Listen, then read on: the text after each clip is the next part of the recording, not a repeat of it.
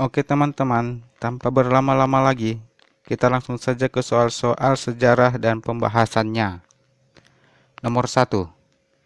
Kearifan lokal masyarakat Nusantara dalam menghadapi masukan kebudayaan Hindu-Buddha tampak pada titik-titik. A. Bahan bangunan candi. B. Candi sebagai pemujaan. C. Cara peribadatan di candi. D. Penataan bangunan dan tata ruang candi. Atau E. Struktur bangunan dan ornamen candi. Pembahasannya, masyarakat Nusantara memiliki kemampuan dalam mengolah kebudayaan yang masuk ke Indonesia. Kemampuan beradaptasi dengan kebudayaan baru ini sering disebut sebagai local genius. Salah satunya adalah struktur bangunan dan ornamen candi. Candi di Indonesia memiliki perbedaan dengan yang ada di India. Bangunan candi memiliki struktur bangunan yang menyerupai dengan peninggalan zaman megalitikum, yakni bangunan punden berundak. Ornamen candi di Indonesia juga menyesuaikan dengan kondisi alam di Indonesia. Selain itu, fungsi candi di Indonesia agak berlainan dengan yang ada di India. Kalau di India, candi digunakan sebagai tempat beribadah, sedangkan di Indonesia selain sebagai tempat beribadah, candi juga digunakan sebagai makam para raja. Jadi jawabannya adalah E. Struktur bangunan dan ornamen candi. Nomor 2. Setelah Indonesia kembali menjadi anggota PBB pada tahun 1966, Rusdan Abdul Ghani ditunjuk sebagai titik-titik. A. Konsultan Indonesia di PBB. B. Ketua anggota tidak tetap Dewan Keamanan PBB. C. Utusan sementara Indonesia di PBB. D. Wakil tetap Indonesia di PBB. Atau E. Kepala Perwakilan Indonesia di PBB. Pembahasannya, Indonesia keluar dari keanggotaan di PBB pada tanggal 7 Januari 1965 atas perintah Presiden Insinyur Soekarno. Setahun kemudian, Indonesia kembali masuk menjadi anggota PBB pada tanggal 28 September 1966. Bersama dengan masuknya kembali Indonesia menjadi anggota PBB, Dr. Rusdan Abdul Ghani ditunjuk sebagai Wakil Tetap Indonesia di PBB. Jadi jawabannya adalah D. Wakil Tetap Indonesia di PBB. Nomor 3. Latar belakang perlawanan Sultan Ageng Tirtayasa dari Banten terhadap VOC adalah karena VOC titik-titik. A. Sering melanggar hukum adat masyarakat Banten. B. Ingin menyebarkan agama Nasrani ke wilayah Banten. C. Memonopoli perdagangan di wilayah Banten. D. Mencaplok beberapa wilayah Banten. Atau E. Ikut campur dalam sukses kepemimpinan di Kerajaan Banten. Pembahasannya, Banten merupakan daerah pertama yang dikunjungi oleh penjelajah Belanda. Pada tahun 1596, Cornelis de Houtman berhasil mendarat di Banten. Kemudian secara bertahap penjelajah Belanda mendarat di Indonesia. Pada awalnya mereka diterima dengan baik oleh Kerajaan Banten. Hal ini dikarenakan mereka datang untuk berdagang. Kemudian muncul keserakahan, yakni Belanda atau VOC menuntut monopoli perdagangan di Banten, terutama komoditas lada. Oleh karena itu, menimbulkan perlawanan rakyat Banten yang dipimpin oleh Sultan Ageng Tirtayasa. Jadi jawabannya adalah C. Memonopoli perdagangan di wilayah Banten. Nomor 4. Sultan Agung menciptakan kalender Jawa yang merupakan perpaduan antara kalender titik-titik. A. India dan Masehi. B. Saka dan Hijriah. C. Masehi dan Saka. D. Jawa dan Saka. Atau E. Saka dan India.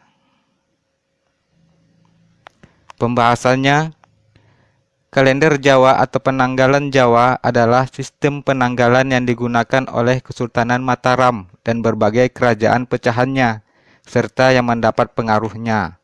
Penanggalan ini memiliki keistimewaan karena memadukan sistem penanggalan Islam atau Hijriyah, sistem penanggalan Hindu atau Saka, dan sedikit penanggalan Julian yang merupakan bagian budaya Barat. Sistem kalender Jawa memiliki dua siklus hari, siklus mingguan yang terdiri dari 7 hari, dari hari Ahad sampai Sabtu, dan siklus pekan Pancawara yang terdiri dari 5 hari pasaran. Jadi jawabannya adalah B. Saka dan Hijriyah. Nomor 5. Pada tanggal 7 Agustus 1945, Jenderal Terauchi menyetujui pembentukan Panitia Persiapan Kemerdekaan Indonesia atau PPKI atau Dokuritsu Junbi Inkai untuk mengganti BPU PKI.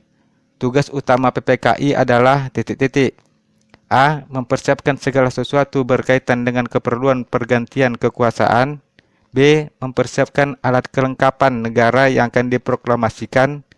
C. Mempersiapkan calon pemimpin nasional yang akan memegang kekuasaan. D. Menyiapkan wilayah dan batas negara yang akan diproklamasikan. Atau E. Mempersiapkan bentuk pemerintahan yang akan diproklamasikan kemudian. Pembahasannya, PPKI dibentuk pada tanggal 7 Agustus 1945. Soekarno dan Hatta ditunjuk sebagai ketua dan wakil ketua PPKI. Peristiwa yang khusus menandai pembentukan PPKI adalah terjadinya bom atom di Hiroshima. 3 tokoh kemudian memenuhi panggilan Jenderal Terauchi di Dalat, Vietnam, guna mendapatkan pengarahan mengenai sikap Jepang terhadap apa yang sudah dibuat oleh BPU PKI. Jadi jawabannya adalah A. Mempersiapkan segala sesuatu berkaitan dengan keperluan pergantian kekuasaan. Nomor 6. Latar belakang dikeluarkannya Deklarasi Juanda pada tanggal 13 Desember 1957 adalah A. Indonesia menginginkan laut-laut antar pulau menjadi wilayah teritorial. B. Indonesia berusaha memperluas zona ekonomi eksklusif. C. Indonesia menolak wilayah yang dilalui oleh kapal-kapal asing. D. Indonesia ingin menambah wilayah teritorial lautnya sepanjang 12 mil laut. Atau E. Indonesia menginginkan wilayah lautnya lebih luas. Pembahasannya, pada tanggal 13 Desember 1957, pemerintah Indonesia mengeluarkan Deklarasi Juanda yang menyatakan segala perairan di sekitar, di antara, dan yang menghubungkan pulau-pulau yang termasuk negara Indonesia dengan tidak memandang luas dan lebarnya adalah bagian-bagian yang wajar dari wilayah daratan negara Indonesia, dan dengan demikian merupakan bagian dari perairan pedalaman dan perairan nasional yang berada di bawah kedaulatan dan keselamatan negara Indonesia. Penentuan batas teritorial yang lebarnya 12 mil diukur dari garis yang menghubungkan titik-titik ujung terluar dari pulau-pulau di Indonesia. Jadi jawabannya adalah D. Indonesia ingin menambah wilayah teritorial lautnya sepanjang 12 mil laut. Nomor 7. Perlawanan rakyat Maluku terhadap pemerintah Belanda diawali dengan tindakan Kapitan Patimura yang mengajukan daftar keluhan kepada A. Peter Bot, B. Van der Capellen, C. Van der Beek, D. J.P. Coen, atau E. Francois Peter. Pembahasannya, perlawanan terhadap pemerintah kolonial Belanda diawali dengan tindakan Kapitan Patimura yang mengajukan daftar keluhan kepada Residen Van den Berg. Dalam daftar keluhan tersebut berisi tindakan semena-mena pemerintah kolonial yang menyengsarakan rakyat. Keluhan tersebut tidak ditanggapi oleh pemerintah Belanda, sehingga rakyat Maluku di bawah kepemimpinan Kapitan Patimura menyerbu dan merebut benteng Dorstad di Saparua. Dalam pertempuran tersebut, Residen Van den Berg terbunuh. Perlawanan kemudian meluas ke Ambon, Seram, dan tempat-tempat lainnya. Jadi jawabannya adalah C. Vandenberg. Nomor 8. Suku Maya di Meksiko mendapat julukan sebagai bangsa Yunani dari Amerika karena A. Sistem sosial masyarakatnya mirip dengan yang berkembang di Yunani. B. Sistem kepercayaan yang menyembah banyak dewa mirip dengan bangsa Yunani. C. Sistem pemerintahannya mirip dengan model yang berlaku di Yunani. D. Bidang arsitektur dengan bangunan kuil-kuilnya mirip dengan yang ada di Yunani. Atau E. Pengetahuan tentang astronomi mirip dengan pengetahuan bangsa Yunani. Pembahasannya, suku Maya banyak menghasilkan kebudayaan yang antara lain: pertama, mampu membangun kota terbesar di dunia, yaitu kota Teotihuacan yang dihuni 100.000 penduduk. Kedua, Tikal, situs tertua di dunia yang berupa piramida terjal di sisinya. Ketiga, kota dongeng Machu Picchu, bertengger gunung yang sempit menjulang tinggi setinggi 600 meter di atas lembah sungai Urubamba. Keempat, kepercayaan suku Maya banyak menyembah dewa-dewa atau politeisme, seperti dewa laut, dewa matahari, dan lain-lain. Kelima, ilmu astronomi suku Maya telah mengenal luas sistem kalender, yaitu sistem kalender berdasarkan peredaran matahari dan sistem kalender berdasarkan kepercayaan. Jadi jawabannya adalah B. Sistem kepercayaan yang menyembah banyak dewa mirip dengan bangsa Yunani. Nomor 9. Pada masa kepemimpinan Presiden Abdurrahman Wahid dilakukan beberapa reformasi dalam tubuh Tentara Nasional Indonesia kecuali A. Menyerahkan fungsi pertahanan kepada ABRI. B. Menyerahkan fungsi keamanan kepada kepolisian. C. Mengintegrasikan kepolisian ke dalam TNI. D. Menghapuskan dui fungsi ABRI. Atau E. Memisahkan fungsi pertahanan dan keamanan dalam TNI. Pembahasannya, berbagai kebijakan dilakukan oleh Presiden Abdurrahman Wahid atau yang terkenal dengan nama Gus Dur. Salah satunya adalah reformasi terhadap militer. Hal ini sesuai dengan tuntutan reformasi yang menginginkan adanya penghapusan dui fungsi ABRI. Semasa Orde Baru, ABRI memiliki peran ganda dalam bidang sosial, politik, dan pertahanan keamanan. Pasca Orde Baru, ABRI kemudian ditempatkan sebagai fungsi pertahanan. Selain itu, ABRI juga dipisah antara Polri dan TNI. Jadi jawabannya adalah C.